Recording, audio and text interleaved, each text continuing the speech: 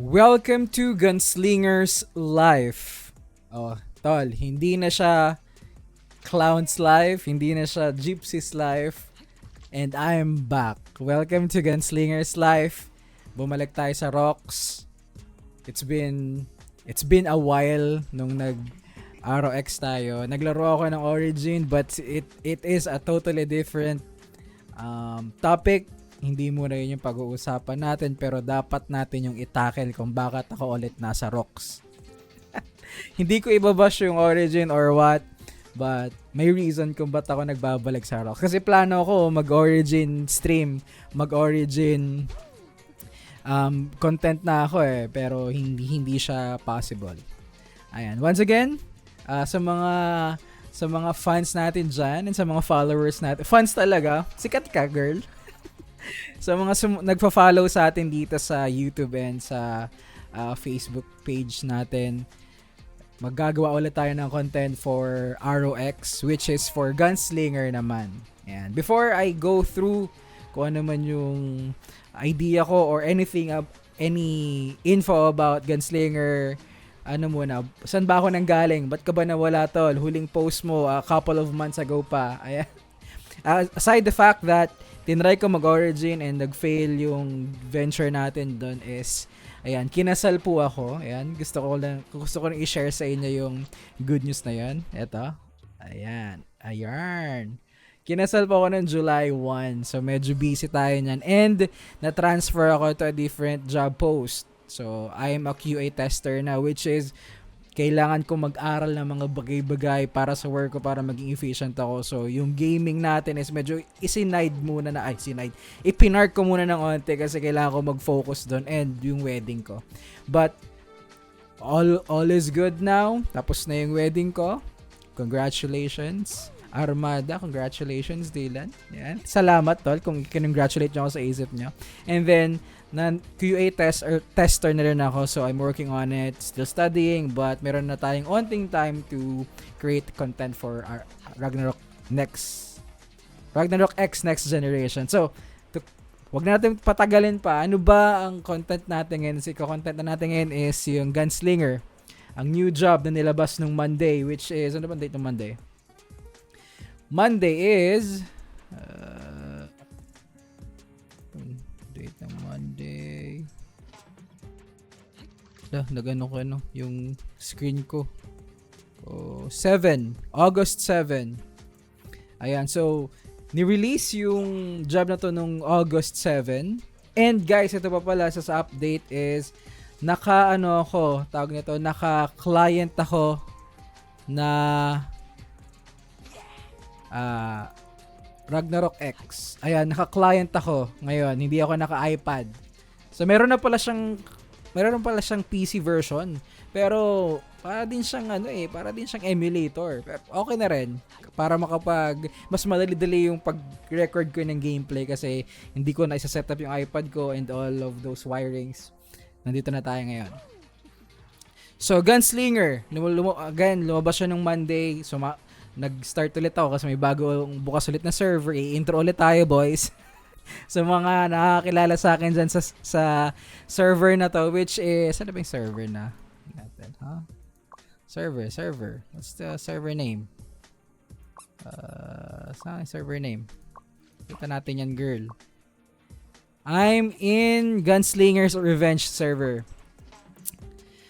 Ayan. So, ano ba tong feedback ko sa Gunslinger? My thought is, malaki ang potential ng Gunslinger na job, pero not for all. If you are a skill type person, yung Wizard, Bard, Gypsy, yung mga nagka-cast ng skills, maybe gameplay ng Gunslinger is not for you. Meron siyang isa pang gameplay na gumagamit siya ng skills, pero most probably kailangan niya pa ring mag-normal attack. So, ang nakikita kong full strength and full spike ng Gunslinger is yung normal attack. Magkikrit ka, normal attack, sunod-sunod na atake, ganyan. Yun yung strength niya. So, sa mga snipers dyan na crit type, sa mga snipers din na int type, na bali ng English ko wala kayong magiging problema transferring from sniper job to gunslinger kasi almost the same ang gameplay. Magno-normal attack lang kayo, po-position din kayo kung saan kayo hindi tatamaan, mga ganun yung gameplay niya.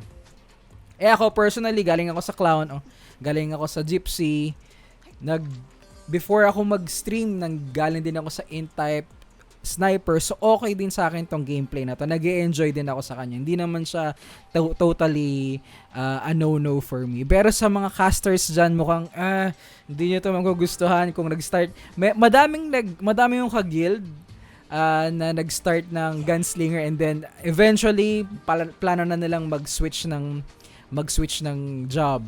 So sad news, pero tayo ipupush natin to sa mga gunslinger dyan. Kasabayan ko sa server na to. If makakatulong ako, I'll post some information na makakatulong sa ating lahat to move on with our new job. And so i-rate ko ngayon yung gunslinger sa PvP, PvE, and GVG. Possible. Wala pang GVG pero possibility lang. So sa PvP, ang highest score is 5, lowest score is 1. Sa PvE, sa mobs if mobs ang kalaban mo, I'll rank gunslinger top 5. Kasi sabi ko nga sa inyo, mataas yung potential niya pag nadamitan na, kapag nabigyan na ng stats. Sobrang cool nung gameplay pag bumabaril-baril ka. Yeah, I love that. So for me, PvE 5. Goods na goods ako dyan. And then for PvP, nag-KVM na ako nung Thursday. Thursday ba yun? Nung Thursday nag-KVM ako and hirap ako sa gameplay. Hindi ko pa alam yung gagawin ko. So for now, since hindi ko pa alam yung galawan ng gunslinger, medyo nanggaling tayo sa overpowered character na kaya ko humarap sa buong kalaban, tas mabubuhay pa ako. Ngayon hindi na pwede. Kailangan kong umiwas sa mga haters, sa mga assassin, sa mga tank. Kailangan ko umiwas doon. So, nahihirapan ako. So, for now, PvP 2. Pero, hindi naman mag-end yun doon. So, aralin ko yung PvP hanggang sa magamay na natin. And then, ma-share ko rin yung mga technique na pwede natin gawin. For GVG, possible since wala pang GVG. Pero, I expect magiging 5. Perfect 5 to kapag maganda yung positioning mo. Madami ka mapipitas. Wag lang yung mga whale. Yung mga kasing katulad ko lang na progression. So, magiging masaya to, magiging mataas yung kill count. And for me, it's a 5. Next would be item build. So, i-discuss natin yung item build na meron ako ngayon. Ayan. So, for now, ito ang build na preferred ko.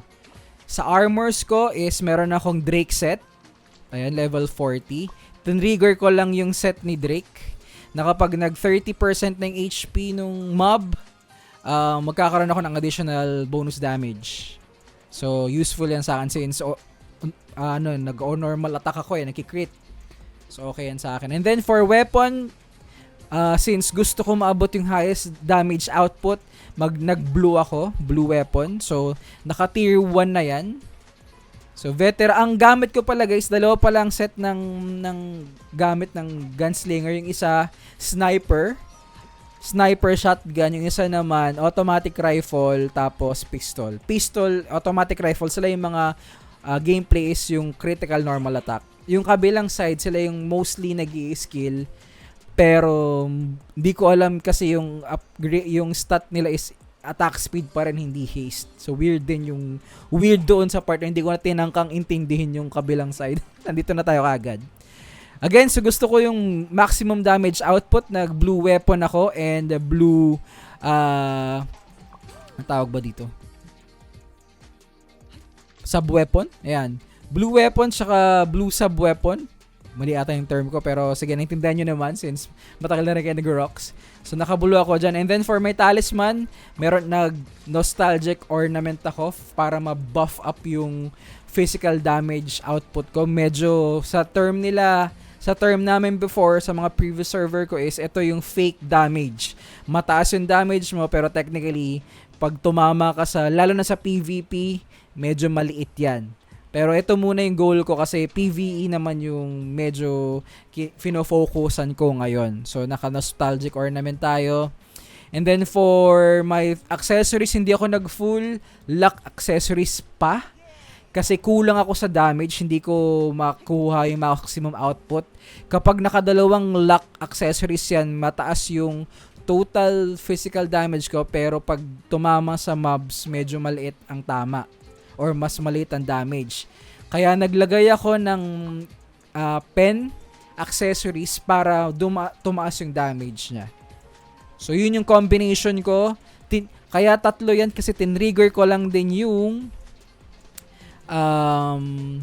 ferocity effect niya na magkakaroon ng stack na 1.5%.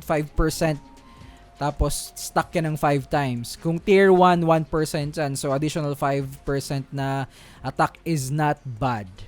So, yan yung build ko ngayon.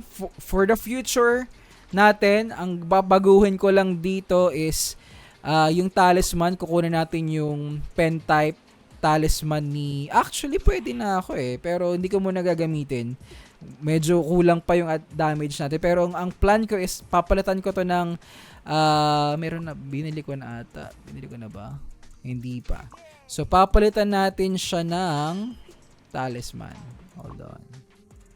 Equipment. So, papalitan natin siya ng Scarlet Directive. Eventually. Yung ano natin. Yung talisman natin. And then, for my accessories, ipo-pure luck, blue luck accessories ko na to in the future. Magiging magiging mukhang parang clown ko na yun yung setup ko sa clown weapon, blue weapon, int accessories, tapos yung pentalis. So magiging parang ganun din yung build ko dito. And then yun muna yung plano ko for now. Kung gusto niyo gayahin, pwede. Pwede ring na dalawang vintage bell ang accessories nyo for early game. Early to mid, pwede pa yan. Pero pag medyo early, pwede pa yan. Pero pag nag-mid to late game na, I suggest mag-pure luck blue accessories na din tayo para ma-maximize natin yung kung ano ba yung skills na gumagamit ng luck stat. Which is, i-discuss natin after. So, ito yung item build ko. And then for... ano bang next? And then for my skill build. Ayan. Punta tayo ng skill build. Sa skill build, medyo straightforward to. Actually, hindi ko na magamit yung ibang points niya kasi hindi siya useful yung other skills for me. So, ang pinaka-priority lang dito pag nagle-level from level 1 to from job 1 to moving forward is dapat ang una mong i-priority is ma-maximize mo tong concentration realm, which is ito yung buff. Magkakaroon ng bilog sa paanan mo tapos magtataas yung damage mo through time. Next is, since pistol yung ginagamit ko, lalagyan ko tong light weapon mastery, which is magdadagdag ng damage sa akin based sa luck na meron ako. So, kung sa bard or sa clown, nagbe-base siya sa int. Sa gypsy, nagbe-base siya sa agi. Itong gunslinger, magbe-base yung damage multiplier niya sa luck, which is very, very important. And then, passive is, nilagyan ko tong snake's eye. Ito naman yung pampahaba ng range, especially kapag naka-pistol ako. Mas mataas kasi yung damage ng pistol Kapag gumagamit ako ng pistol, kailangan niya ng range. So, kailangan naka-max to. So, ito yung magpapa-stretch ng range mo as a gunslinger. And then, ito yung pinaka debatable. Ito yung sinasabi nila sayang. Kasi itong skill na to, Magic Bullet, is magbibigay sa'yo ng 15%. Magiging 15% ghost attribute yung weapon mo for 300 seconds. Pero, may catch. Meron siyang bawas na 10,000 zennies every cast niya. Ngayon yung iba, hindi ginagamit to. Pero ako, ginagamit ko. And as an experience, or based from my experience, hindi naman ako naubusan ng zenny. So, nagigain ko pa rin yung nababawas dito na 10,000 zennies per cast. So, meron ako niyan. Tapos, ibabump niya pa yung percentage ng ghost attribute using Banishing Buster. Ayan, tinaasan pa niya. And magtataas pa yan based sa luck na meron ako. Okay. And then, nilagyan ko pa ng skill, which is hindi ko na alam kung ano lalagyan ko talaga for PvE part. Ang nilagyan ko na lang is camouflage. Ito naman yung kapag nag-reload ka, kasi magre-reload to eh. Yung gameplay ng gunslinger is kapag naubos yung bala mo, magre-reload siya, parang normal na buhay lang. So, magiging vulnerable ka nun. Kapag nag-reload ka, atakayin ka ng mob. So, itong skill na to is pag nag-reload ka, mag-hide yung character mo. So, safe ka. So, nilalagyan ko yan. And then, nilagyan ko din tong Fallen Angel just for the sake of trying to use it. Ito yung magdadash ka. Twice kang magdadash. So, maganda tong pang-exit, maganda tong pang-pasok sa PvP. So, yun yung sa PvE na build. Pag PvP build naman, as of the moment, hindi ko pa alam yung diskarte. Pero, ang importante sa PvP is magkaroon ka ng flip the coin. Kasi ang effect nito is magkakaroon ng abnormality status yung apak dun sa area na binatuhan mo ng flip the coin. Either, basahin lang natin ano ba yung, either ma-charm, yung katulad sa Gypsy, or ma-fear. Fear ata yung katulad sa Bard, yung tatakbo siya sa kabilang side. Hindi ko alam kung tama pero mukhang ganon. So magkakaroon siya ng chance na magkaroon ng status either of the two kapag tumayo sila dun sa bilog na babatuan mo ng flip the coin.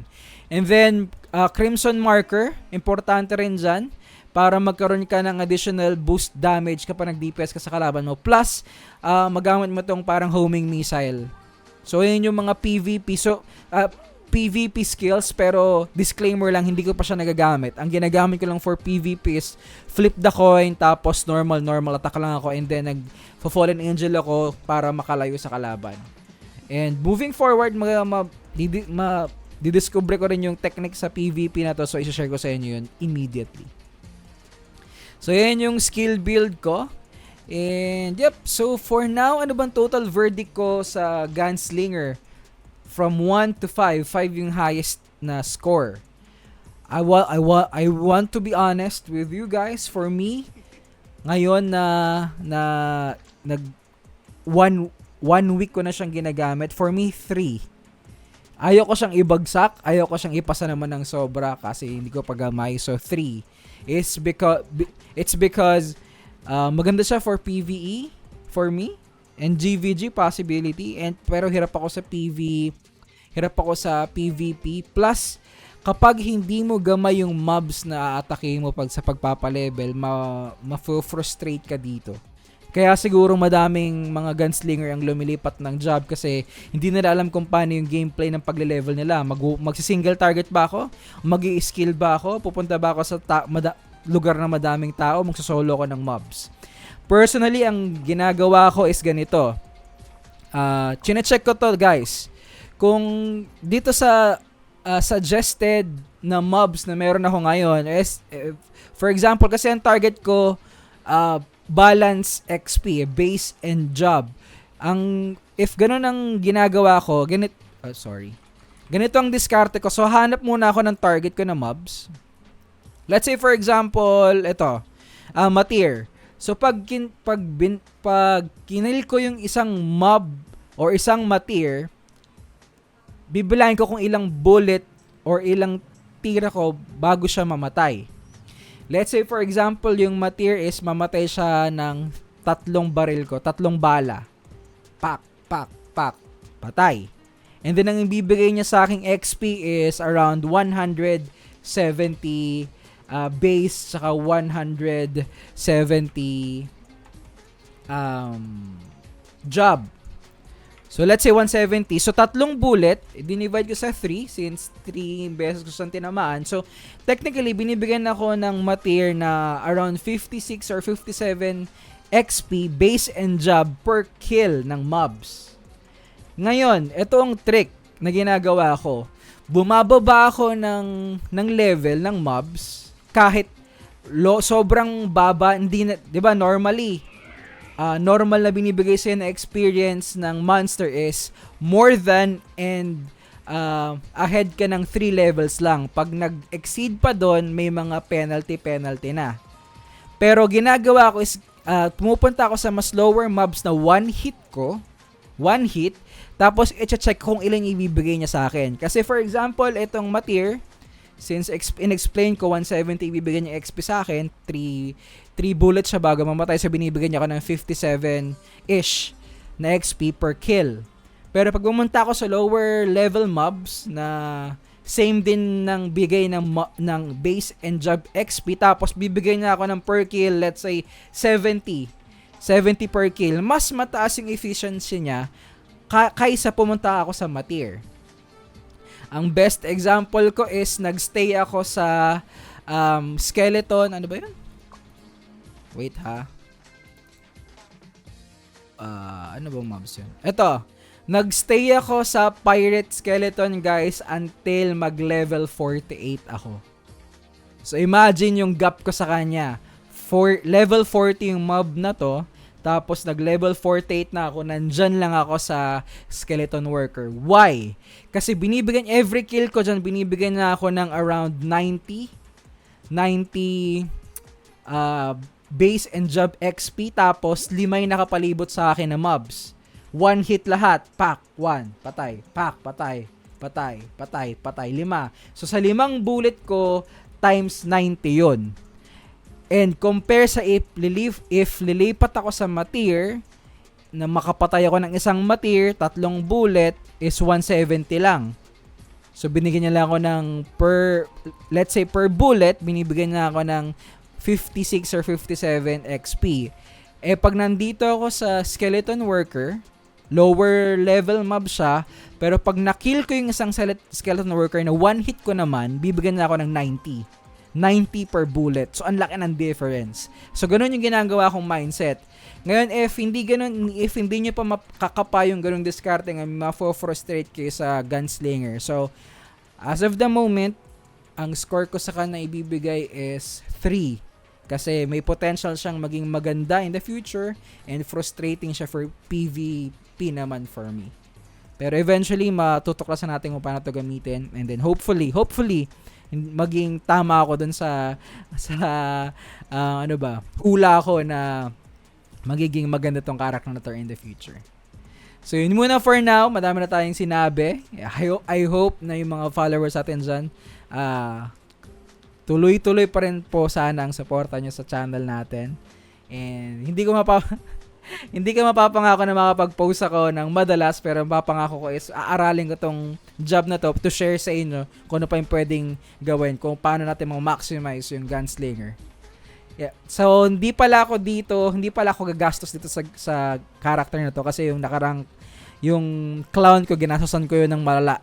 Ito hindi ako gagastos. For me, sa start ko ng from Monday to Sunday, 1 week, ito, nag-top up ako ng balik. Ba't ganun?